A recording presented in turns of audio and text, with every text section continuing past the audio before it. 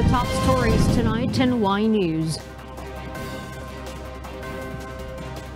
Former Senator Antonio Trillanes IV files a plunder complaint against former President Rodrigo Duterte and Senator Bongo. President Ferdinand Marcos Jr. bears that one of his directives to incoming Education Secretary Sonny Angara is to ensure the welfare of teachers in order for them to focus on teaching. Two senators welcomed the Office of the Solicitor General, or OSG's, filing of the petition to cancel the birth certificate of suspended Bambantarlac Mayor Alice Guo. And we will discover why senior members of Jamaah Islamiyah, the group behind the deadly Bali bombings in 2002 that killed 200 people, announced their disbandment. Good evening, Philippines and the world. Today is Friday, the 5th of July, 2024. Join us in the next hour as we deliver today's top stories around the Philippines and in other parts of the world.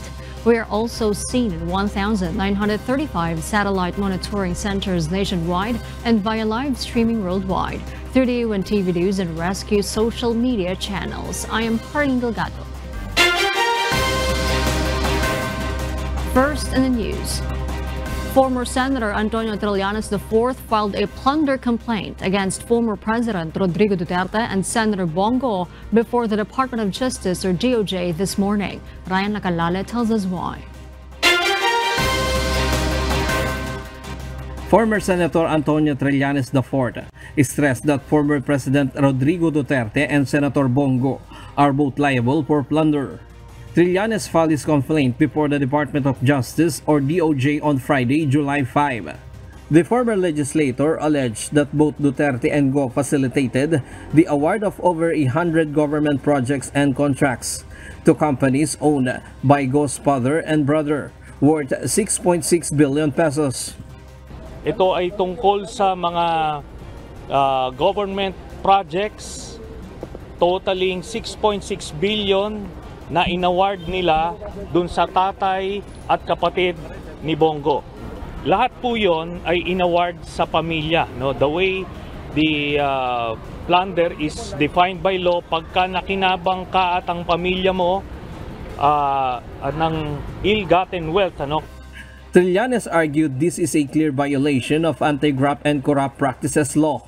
He explained that he filed the complaint before the DOJ because it has the resources to verify the documents regarding his allegation. Nag-file po tayo dito sa DOJ dahil unang-una dahil may concurrent jurisdiction, tapos naniniwala tayo na mas may access yung DOJ sa iba't ibang ahensya to validate yung mga dokumento na i-file namin sa DPWH, DTI, at sa COA. Meanwhile, in a statement, Senator Go denied the allegation of Trillanes. It is allegedly an old thing that Trillanes made the accusation first in 2018 and subsequently recycled by 2021. And now Trillanes want to be noticed because of the 2025 elections. Ryan Lacanlale, UNTV News and Rescue. We serve the people, we give glory to God. House Speaker Martin Romualdez has issued a directive for the lower chamber of Congress to launch a thorough investigation into the concerning reports of criminal activities connected to Philippine offshore gaming operators. Rosalie Cos will tell us why.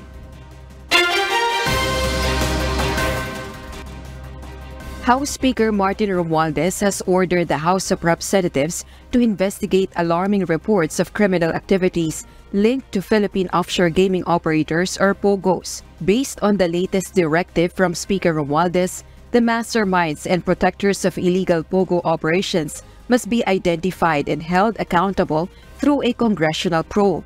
This includes investigating criminal activities such as money laundering, human trafficking, and others. The House leadership assured that the findings of the congressional probe will lead to tighter regulations and reforms to safeguard the economy and ensure the safety of citizens.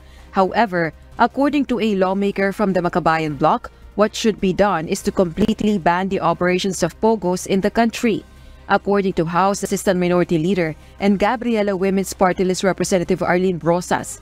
The criminality associated with POGOs cannot be resolved unless they are completely banned.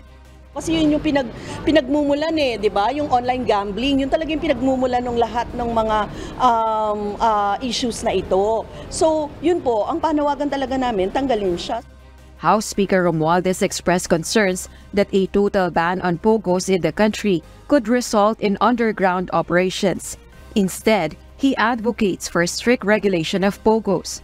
This stance is supported by Albay 2nd District Representative Joey Salceda, chairperson of the House Committee on Ways and Means. He suggests keeping the POGO tax law and using a portion of POGO earnings to enhance law enforcement capabilities against illegal POGOs.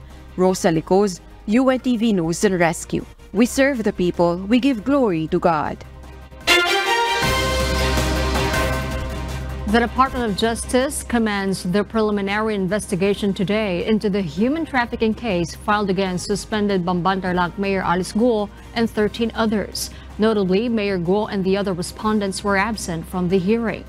Despite their absence, the prosecution panel has given them a 15-day period to respond to the complaint. Ryan Nakanlala details why. Suspended Bamban-Tarlac Mayor Alice Guo did not attend the Department of Justice preliminary investigation on Friday, July 5. The DOJ prosecution panel has granted a 15-day period to Mayor Guo and 13 others to respond to the complaint filed against them. So ang report sa akin, wala naman sa mga respondents na nagpakita, ngunit yung mga abogado nila nagpakita. At binigyan sila ng ating ng prosecution panel ng 15 days upang i-file yung kanilang counter affidavit. On June 21, the Presidential Anti-Organized Crime Commission or PAOK and the Philippine National Police Criminal Investigation and Detection Group PNP-CIDG filed a qualified trafficking in person case against them. The respondent allegedly linked to Zunyuan Technology are among those facing complaints. This includes former Technology and Livelihood Resources Center Deputy Director General Dennis Cunanan. According to the DOJ, they are not yet required to appear in the preliminary investigation. However, upon filing their counter affidavit, all respondents must physically attend. Otherwise, their statement will be deemed invalid. Dapat kung gusto nila mag-file ng counter affidavit, kailangan sila magpakita dito. Kailangan siya magpakita dahil kung hindi tatanggapin na kanyang counter affidavit kung hindi siya nag-personally appear dito at sumumpa sa harapan ng piskal. Mayor Alice Guo's lawyer believes that the evidence against his client is weak. He stated that given the seriousness of the human trafficking case, the evidence should be strong. With all due respect, mahina, medyo pilit ho talaga. In fact, pag binasa ninyo yung complaint, aminado ang CIDG at ang PAOK-CC that there is no direct evidence of human trafficking against Mayor Alice Guo. Meanwhile, the Department of Justice has called out certain respondents who are claimed to have been implicated their names in the cases. They are required to appear before the DOJ and present their side of the story. Para dun sa mga respondents na nagsabi na nadawit lang sila, nananawagan ako na kailangan kayo magpakita dito Kailangan kayo sumagot dahil kung di kayo sumagot, baka makasuhan kayo. So kung talagang hindi sa Senado ang proper venue upang mahain yung depensa yun na yun, kundi dito sa Department of Justice. The DOJ also encouraged them to file appropriate cases for forgery and unauthorized use of their documents and names. Ryan Lacanlale, UNTV News and Rescue. We serve the people, we give glory to God. Aside from improving the quality of education in the country, President Ferdinand Marcos Jr. gave several instructions to the incoming Secretary of the Department of Education, Senator Edgardo Sonny Angara, especially regarding the welfare of teachers. Nelma Ribohok report. President Ferdinand Marcos Jr. bared that one of his directives to incoming Education Secretary Sonny Angara is to ensure the welfare of teachers in order for them to focus on teaching. In an ambush interview in Sulu on Friday, July 5, President Marcos said he already talked to Angara and he emphasized to the outgoing senator that the government should financially support teachers who have families to feed. I reminded Senator Angara that the key to any successful program in the DepEd are the teachers. So I said we have to take care of the teachers. We have to even, of course, financial to make sure that they can feed their families. Because we tend to forget sometimes that teachers have families. We see them just as teachers. They have families and they have to take care of their families. And they cannot teach properly kung inaalala nila yung lagay ng pamilya nila. The president also told Angara to retrain teachers, stressing that they must be retrained to adjust to the constant changes in teaching, especially in the advent of technological development.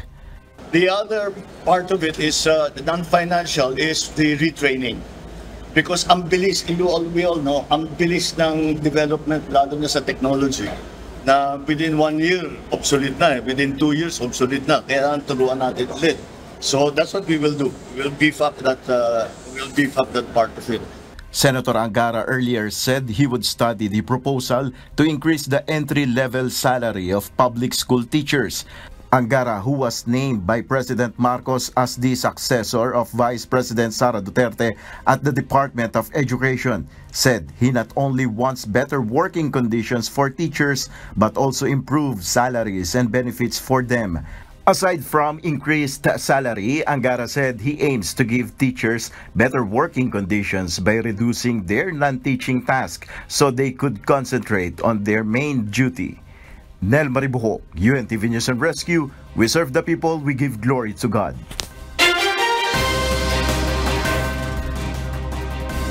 And for the news abroad, senior members of Jemaah Islamiyah, the group behind the deadly Bali bombings in 2002 that killed 200 people, have announced their disbandment. Early Briones explains why.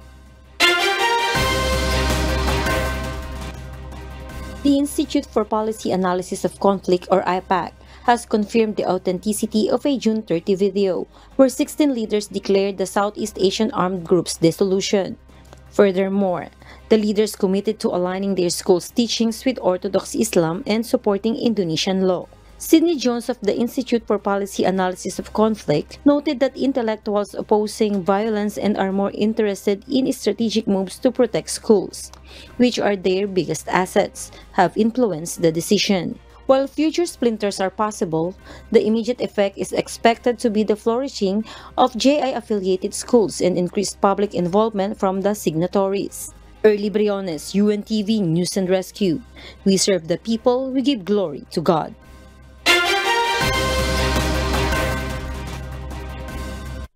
We'll share more global stories with you later, but for now, back to Harleen. Thank you, Marvi. For those watching our live streaming on YouTube, please click the subscribe button you see on your screen and ring the bell for notification. You may also follow us on Facebook, Instagram, and TikTok.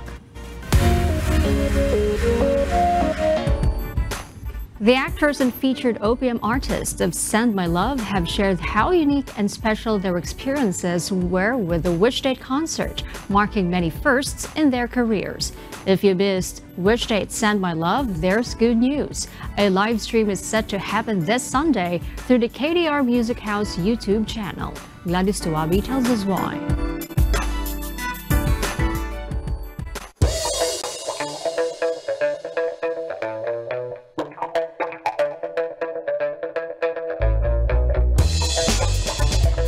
The successful 13th edition of the Wish Date concert series, the featured OPM artists and actors from Wish Date Send My Love have shared how special their experiences were, marking many firsts in their careers. Keir Ballinger expressed how Wish Date pushed her out of her comfort zone, helping her grow as an actor. I love this story. I always want to, work with new people, and I don't regret saying yes to this project. Grabe. And to act on stage, this is my first time to do that as well. Ang daming first, no? Grabe.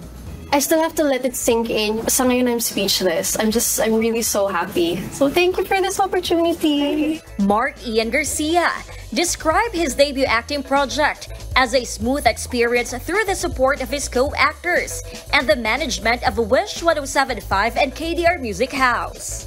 It's overwhelming, yet so fulfilling. It's my first time. It's my debut actually. ng acting. I didn't know kung ano yung hanggang saan yung level ng acting ko. Papasa kaya? Okay kaya sa audience? So like questions in mind. That's why also sobrang kabado ako yung gagawin ko to. And sobrang fulfilling nga po kasi sobrang dami ko ring first. It's my first time to act. First time ko makapag-work with Wish, which is a very great opportunity. Sobrang maasikaso. Lahat ata parang isang core values yung meron lahat ng staff. So, sobrang grateful and sobrang thank you po sa Wish Day.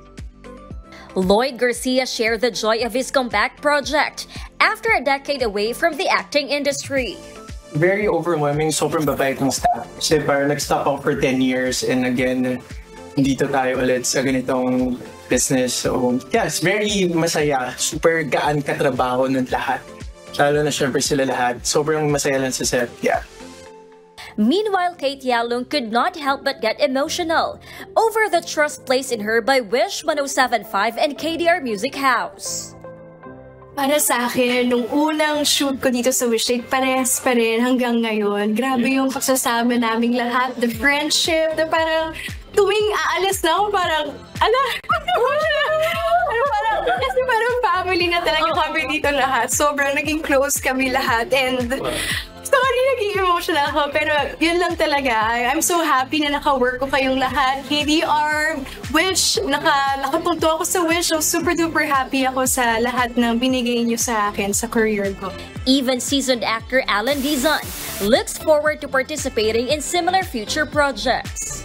After mapanood ko, yung buong film, yung buong concert, parang nakaka-inspire gumawa pa ng mga ganitong storya, and I'm sure marami kayong mga ideas, marami kayong mga letter sender sa mga ganitong klaseng story, no? Parang ang sarap suportahan yung mga ganitong klaseng project.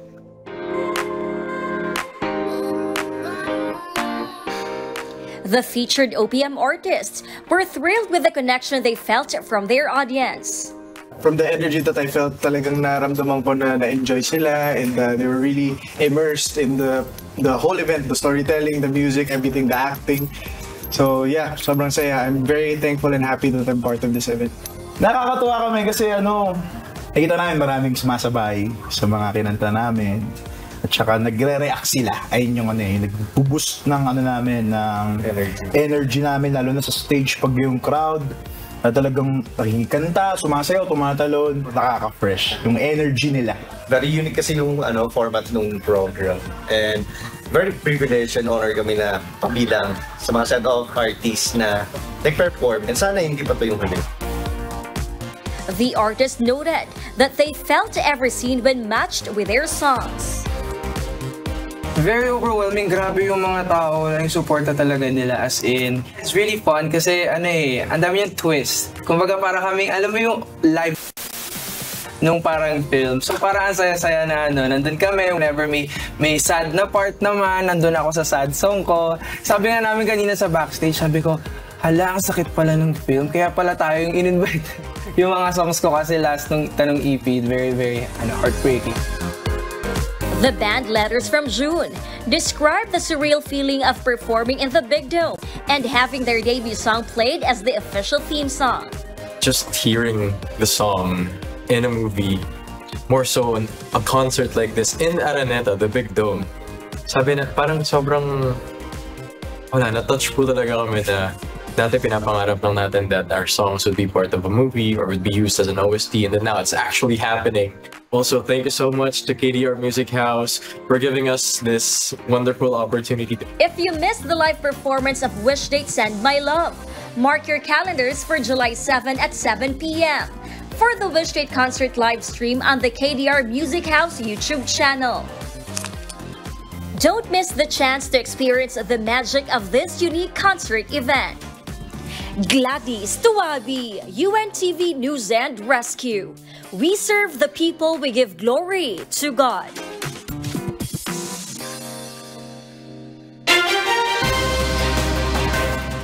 Several lawmakers lauded the government's move seeking to cancel the birth certificate of embattled suspended Bambantarlac Mayor Alice Go. Meanwhile, the mayor's camp has received a subpoena from the Senate for next week's hearing, but her attendance remains uncertain. This report will tell us why. Two senators have welcomed the Office of the Solicitor General, or OSG's, filing of the petition to cancel the birth certificate of suspended Bambantarlac Mayor Alice Go. Senate Deputy Minority Leader Rizon Taveros, who chairs the committee investigating Guo's alleged ties to Philippine offshore gaming operator or POGOs, says the OSG's move is only right and just, as the Senate's inquiry revealed that Guo's birth certificate is irregular. For the lawmaker, Guo is already backed into a corner, advising her to expose the big bosses behind the illegal POGO operations in the country. Hontiveros further urged Guo to face the Senate inquiry and reveal the truth. Senator Sherwin Gatchalian also commended the OSG for its action. He also urges the concerned government agencies to cancel Guo's passport and other identification cards.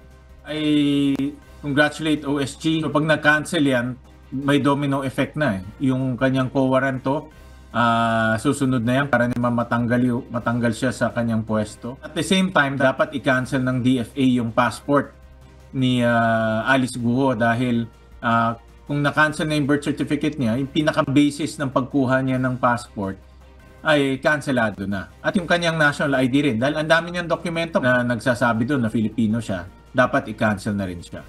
In a statement, Guo's legal counsel, attorney Stephen David, says they have received the Senate subpoena for the continuation of the Senate investigation on July 10, Wednesday. However, he cannot confirm for now if the mayor can physically attend the inquiry due to her health condition.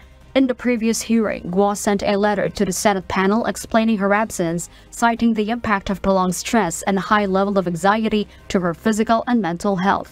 Gatchalian reminds Guo that she has to attend the Senate probe or she will be cited in contempt and ordered arrested. Yan ang typical excuse naman ng mga guilty. No? May sakit, anxiety, hindi makahinga. Pero nung nagsisinungaling siya sa Senado, wala siyang anxiety. Dire-diretso yung pagsisinungaling niya. Wala sa kanya magsinungaling. So, nakokonsensya niyan. So, hindi ako naniniwala na nagkaka-anxiety siya at this point. Harleen Delgado, UNTV News and Rescue. We serve the people. We give glory to God. The Department of Agriculture launched on Friday a large-scale trial of Program 29, which aims to provide high-quality rice at 29 pesos per kilogram. 10 Kadiwa centers in Metro Manila and Bulacan participated in this trial program. The initiative is expected to benefit as many as 6.9 million vulnerable households, representing about 35 million Filipinos. Jed Medicina details why. The Department of Agriculture has assured the public that the rice sold at 29 pesos per kilogram at selected Katiwa centers in Metro Manila and Bulacan is of good quality. Basta galing sa atin, quality yung bibigay ng gobyerno dahil ayun naman natin ma-shortchange ang ating mga citizens. So even lahat ng programs ng department, gusto namin quality talaga ibibigay natin. Agriculture Assistant Secretary Ernel de Mesa stated that the rice at Kadiwa centers undergoes a thorough process before being released to the market. Bawat bigas na nilalabas ng NFA, dumadaan muna sa masusing pagsusuri, kagaya ng sensory evaluation at laboratory test. So makakasigurado tayo ng fit for human consumption and good quality. He also clarified that this rice is sourced from the harvest of Filipino farmers and not imported. These are all local, galing sa NFA. Alam natin na mandato ng National Food Authority ay mamili sa mga lokal na magsasaka. Wala itong imported. As of today, only senior citizens, single parents, persons with disabilities, and beneficiaries of the government's 4-piece program can avail themselves of the 29 pesos per kilo rice. Dito sa P29, ang target natin are the vulnerable sectors. Approximately mga 30% yan ng total population natin. About 6.9 million households or families.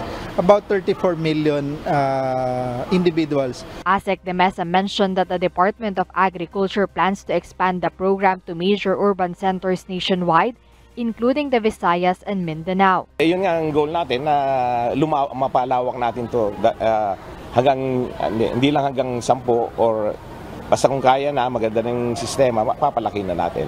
After nito, magkakaroon kami ng assessment ng aming demand, supply, logistics, and other issues, yung mga administrative concerns. So, pag nakita na natin na mag-o-okay na tayo to expand to more areas, to more days, we'll announce kung kailan yon. But definitely, we'll do it dahan-dahan para masigurado natin na meron tayong enough critical information to say na we are ready to expand, we are ready to provide additional number of days para maiwasan yung mga glitches, mga problema. To maximize the benefit for those in need and align with President Ferdinand Bongbong Marcos Jr. initiative, the program allows only 5 kilos of rice per person at the Kadiwa centers. The Department of Agriculture aims to ensure that the largest number of those in the vulnerable sectors will benefit from this program. Currently, the large-scale Project 29 trial offering rice at 29 pesos per kilo is available only on Fridays, Saturdays, and Sundays. Jed Neresina, UNTV News and Rescue. We serve the people, we give glory to God.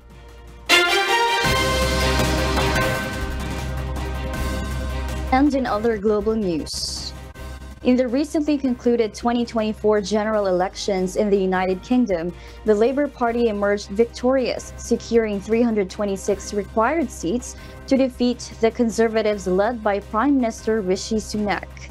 According to Keir Starmer, slated to become the first Labour leader as Prime Minister in 14 years, this marks the beginning of the hoped-for change by many. Starmer emphasized that his government's top priority will be the country, with the party following closely behind. Prime Minister Sunak graciously accepted his defeat and extended his congratulations to Starmer. Several world leaders, including Australian Prime Minister Anthony Albanese and New Zealand's Christopher Luxon, have also extended their congratulations to Starmer on his victory. This is what it is for. A changed Labour Party, ready to serve our country, ready to restore Britain to the service of working people. The Labour Party has won this general election, and I have called Sir Keir Starmer to congratulate him on his victory. The British people have delivered a sobering verdict tonight. There is much to learn and reflect on, and I take responsibility for the loss. To the many good, hard-working Conservative candidates who lost tonight, despite their tireless efforts, their local records of delivery, and their dedication to their communities, I am sorry. And those are the reasons behind the news in other parts of the globe. I am Marvi Delfin, live from Perth, Australia. Good evening.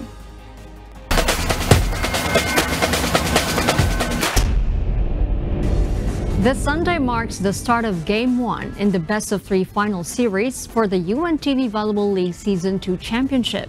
The AFP Lady Gunner will be fighting to defend their title, while the PNP Lady Patrollers are gearing up to give in their all in hopes of claiming the championship. RK Liorca reports.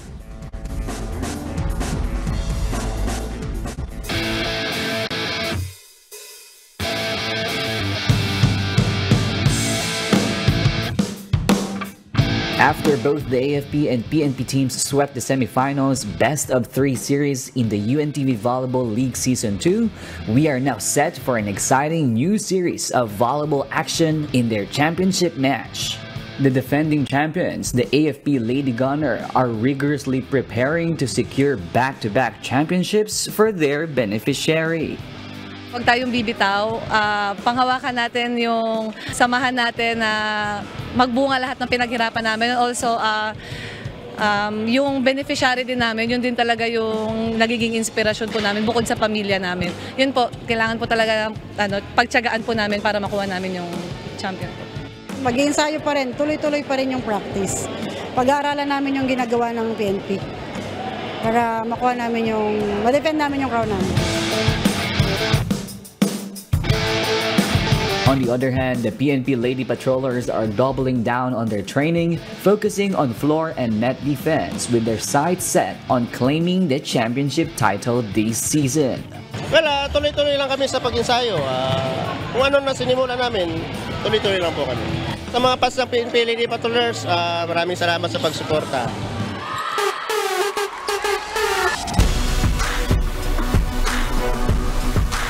Meanwhile, the BFP Lady Firefighters and the Comelec Suffragettes will clash for third place. Kailangan naming mas pagtuunan ng pansin yung floor defense talaga. Tsaka yung reaction time nila sa bola, medyo nakulangan talaga ako. So ayun, babawi kami para sa third. Basta at least third man lang makuha pa rin namin. Ngayon, paghahandaan namin to kasi itong UNTV, hindi lang to basta-bastang liga, malaking liga rin to para sa mga public servant. Catch all the action as the best of 3 series for the UVL Season 2 Championship kicks off this Sunday, July 7, 2024 at 2 p.m. at Paco Arena in Manila. The battle for third place between the BFP Lady Firefighters and the Comelec Suffragettes will begin at noon. You can watch the games live on the social media accounts of UNTV News and Rescue and UNTV Sports. Stay tuned for an intense and thrilling day of volleyball competition. RK Liorca, UNTV News and Rescue. We serve the people, we give glory to God.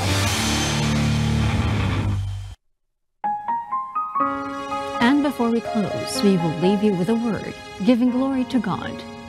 From the book of Romans, chapter 12, verse 9, it says, "Let love be without dissimulation. Abhor that which is evil. Cleave to that which is good." And those are the reasons behind the news, July 5, 2024. Reasons we deliver to you as they unfold. Because we need to know, we will always ask why. I'm Harleen Delgado. We serve the people, we give glory to God.